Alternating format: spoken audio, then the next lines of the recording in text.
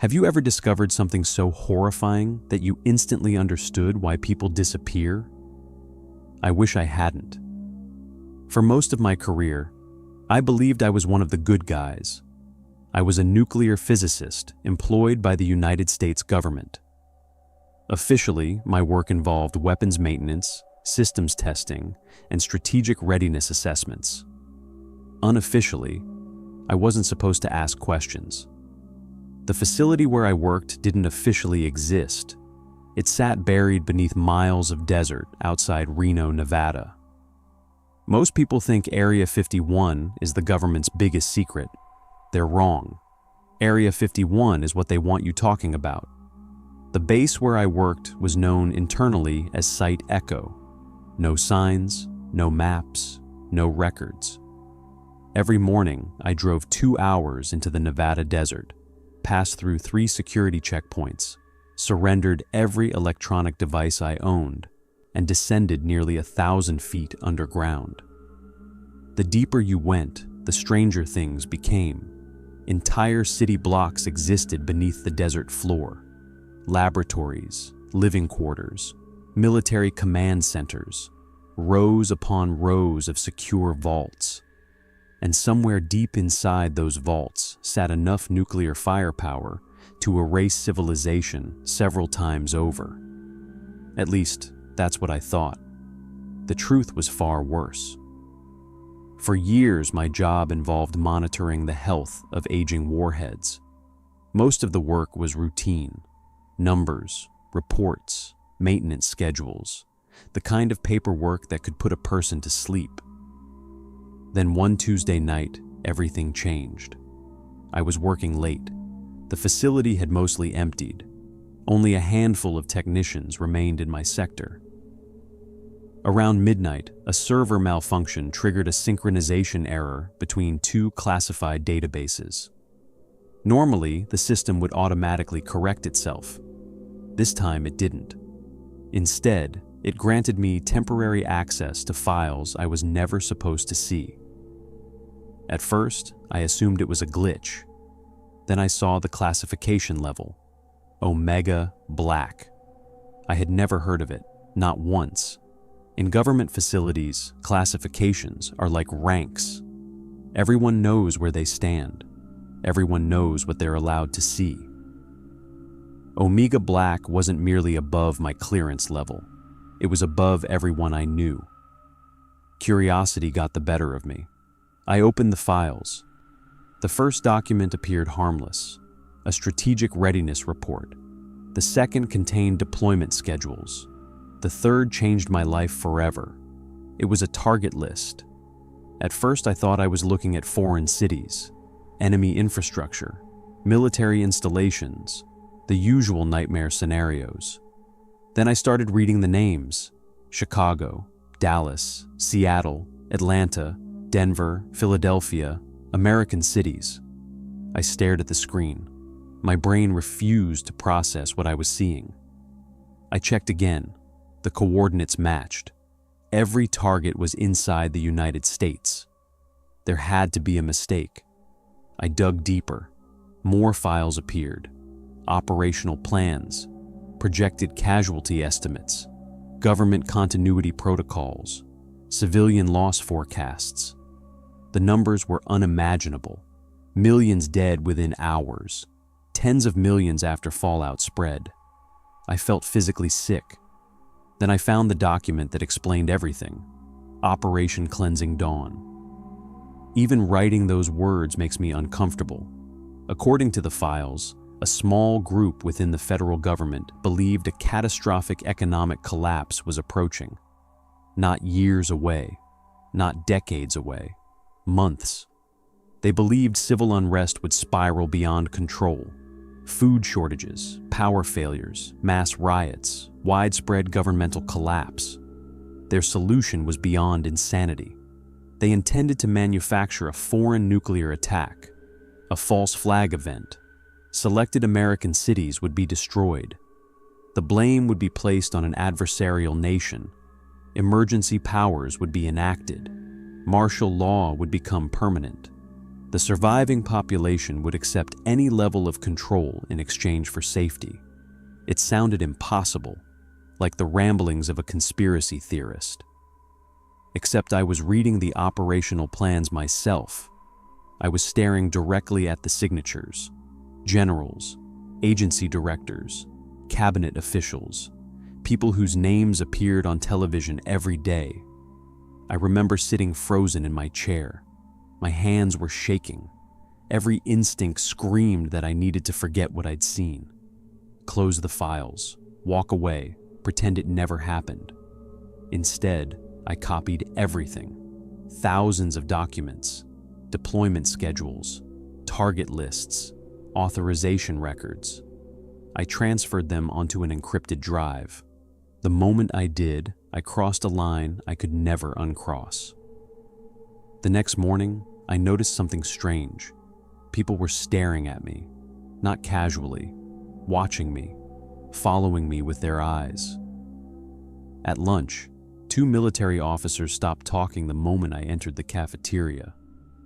When I walked past them, one whispered something into an earpiece.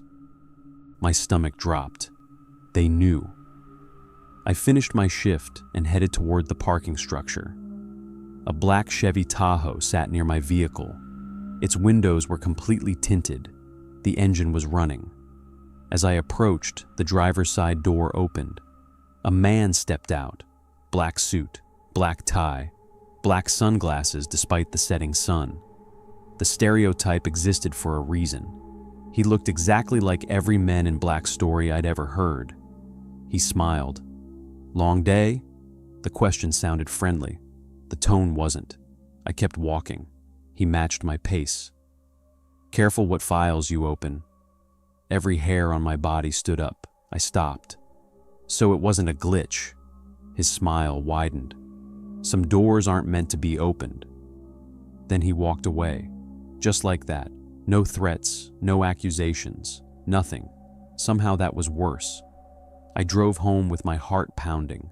The Tahoe followed me the entire way. Whenever I changed lanes, it changed lanes. Whenever I slowed down, it slowed down. It peeled off only after I reached my neighborhood. I barely slept. The next morning, I contacted a journalist, an investigative reporter known for exposing government corruption.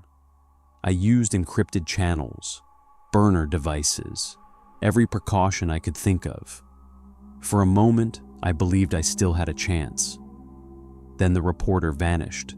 No article, no response, nothing.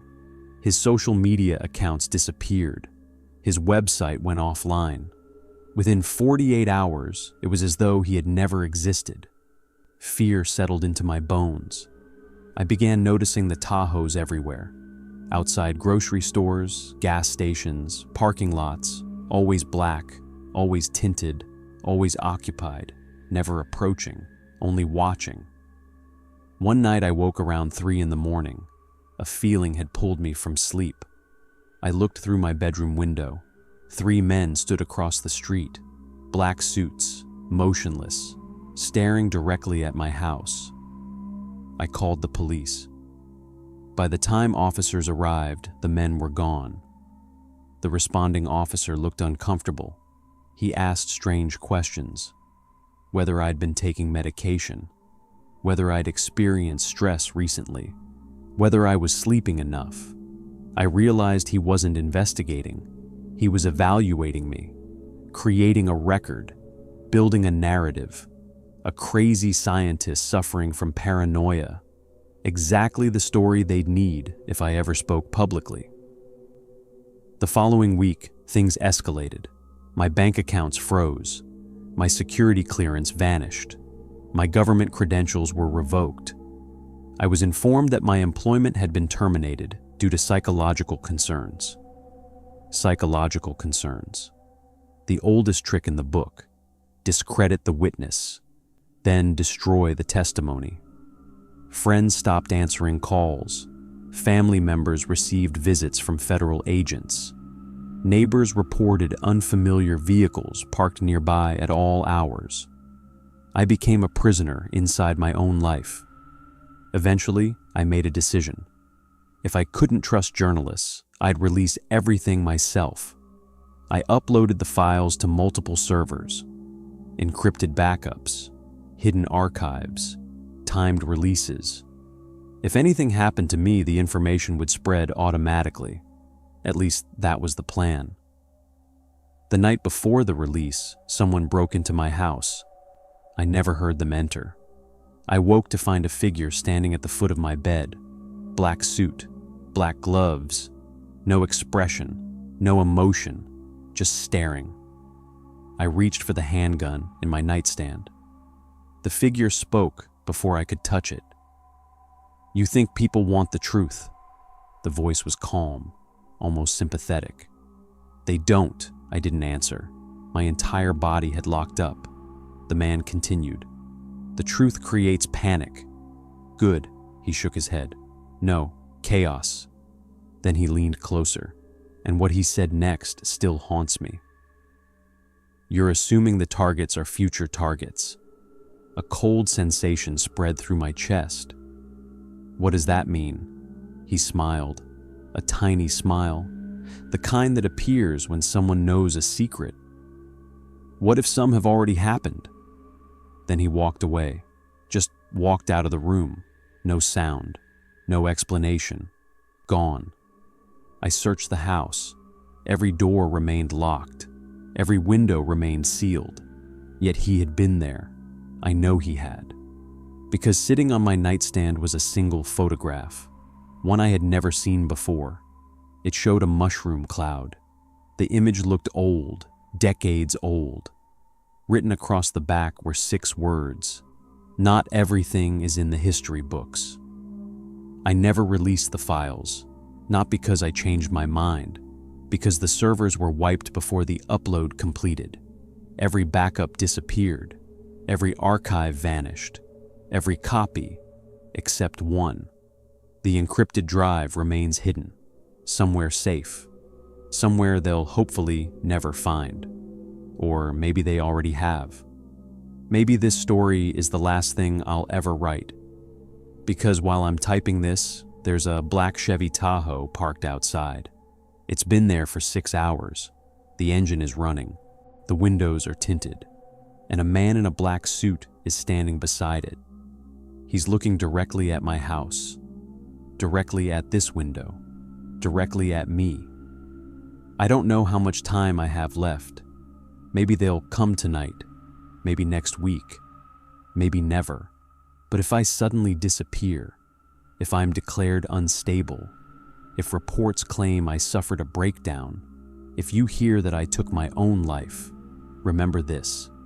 I saw the files, I saw the targets, I saw the signatures, and the people behind Operation Cleansing Dawn know exactly who I am. The terrifying part isn't that they're watching me. The terrifying part is that they don't seem worried anymore. It's almost as if they've already won.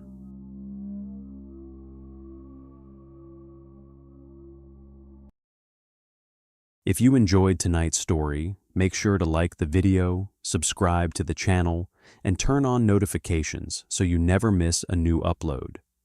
And if you have a creepy story of your own that you'd like featured on talesthyme, send it to talesthyme@gmail.com.